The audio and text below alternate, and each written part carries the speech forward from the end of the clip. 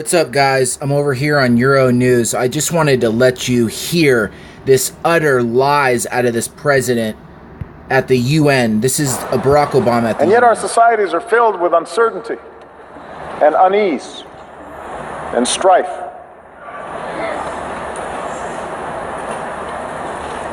Despite enormous progress, as people lose trust in institutions, governing becomes more difficult, and tensions between nations become more quick to surface. And so I believe that at this moment, we all face a choice.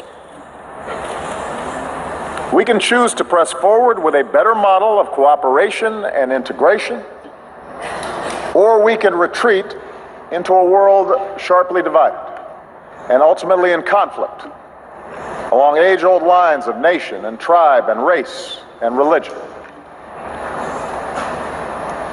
I want to suggest to you today that we must go forward and not backward.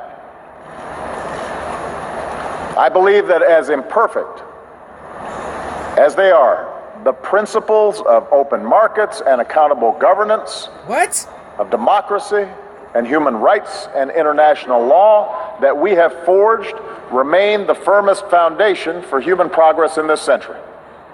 You're anti-progress, you son of a bitch. I make this argument not based on theory or ideology, but on facts. Facts that all too often we forget in the immediacy of current events. Here's the most important fact. The integration of our global economy has made life better for billions of men, women, and children. Give me a break. Over the last 25 years, the number of people living in extreme poverty has been cut from nearly 40% of humanity to under 10%. That's unprecedented. I can't take this. And it's not an abstraction. It means children have enough to eat. Mothers don't die in childbirth. Meanwhile, cracking the genetic code promises to cure diseases that have plagued us for centuries. Cracking the genetic code, eh? The internet can deliver the entirety of human knowledge to a young girl in a remote village on a single handheld device. In medicine and in manufacturing and education and communications, we're experiencing a transformation of how human beings live on a scale that recalls the revolutions in agriculture and industry. And as a result, a person born today is more likely to be healthy, to live longer, and to have access to opportunity than at any time in human history. I want to put my hands around his throat. Moreover, the collapse of colonialism and communism has allowed more people than ever before to live with the freedom to choose their leaders. Despite the real and troubling areas where freedom appears in retreat, the fact remains that the number of democracies around the world has nearly doubled in the last 25 years. In remote corners of the world, citizens are demanding respect for the dignity of all people, no matter their gender or race or religion or disability or sexual orientation. And those who deny others dignity are subject to public reproach. I can't take this anymore, guys. I'll leave the link below. An explosion of social media has given ordinary people more ways to express themselves and has raised people's expectations for those of us in power.